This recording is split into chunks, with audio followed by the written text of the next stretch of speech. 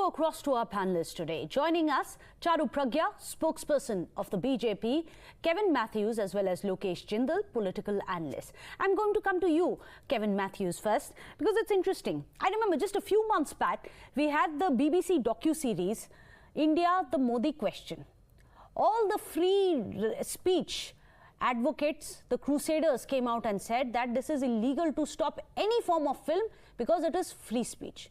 Today it's the same people. We just heard their own sound bites. These are the same people today who don't want Kerala story to be screened. Why are there different goalposts being set every time depending on which ideology you belong to over freedom of expression? Does that keep changing?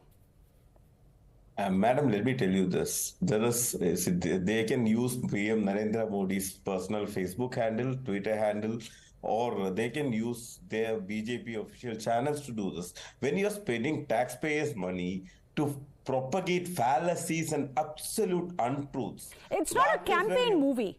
It's a movie. It is a campaign movie. Let us call Who decides? Censor Board gave it a clearance. So who decides? The state government will decide. The Censor Board is also has become a propaganda.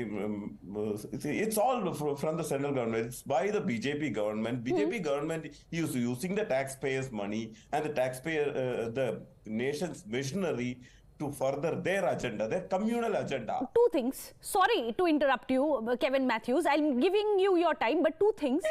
First, it is not sponsored by the BJP. The film wasn't made by the BJP. And second, the taxpayers' money did not make the BJP. promoted by the BJP. So go ahead. The movie was promoted by the BJP. Okay. The movie was promoted by the BJP. Okay. The BJP leaders came out and promoted the movie. Okay. It is because it is a propaganda movie. And even the director of the movie has come out and he is a BJP. He is very pro-BJP and he has come out and even the movie promotions, the UP government gave a lot of, tax rebates for the movie. Okay.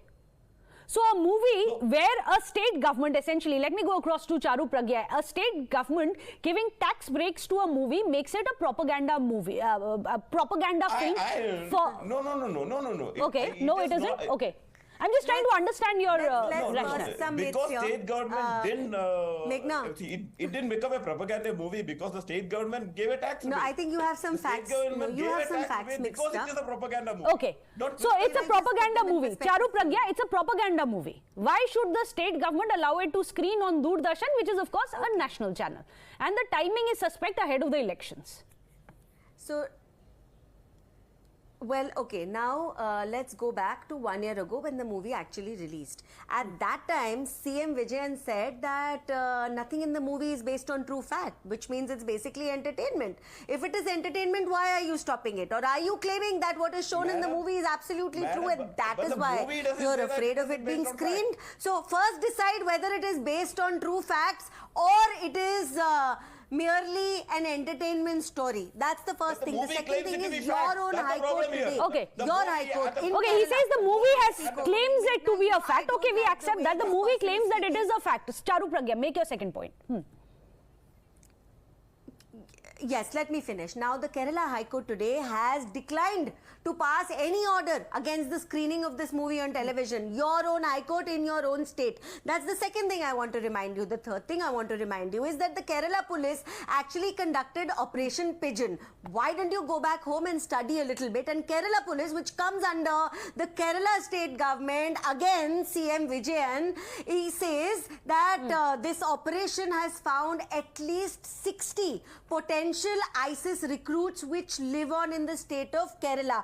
Even earlier NIA reports have shown only merely in the space of 2 years from 2017 to 2019, 149 people from Kerala have joined ISIS. We've seen situation, we know stories of women who have come back from Afghanistan and where not. So, you know what? Okay, Charu Pragya, I have a question for you. Just a second, let me ask Charu Pragya a question. Charu, as you yourself pointed out, this movie was released 1 year back. Why right ahead of the 2024 elections is it being screened now in Doordarshan? It didn't screen then. There were no elections then. Now there are elections coming up. What about the timing? Right. So So tell me, if you are talking about a screening right now, do you believe it's not available on all the other OTT platforms right now? Or is Doordarshan looking at election schedules to air any kind of a movie? In the last 2 years, I believe this opposition dispensation has named every movie a propaganda movie. Let me also remind him that it was the state of Kerala which allowed a Hamas leader, a terrorist outfit leader, to address a gathering in Kerala. That time I didn't see you speaking out. So you're allowing terrorist leaders to address your people, and that time you're not worried about propaganda, you're not worried about terrorism, you're not worried about ISIS. Look at your thinking, look at your psyche, and it's unfortunate. Okay, let me take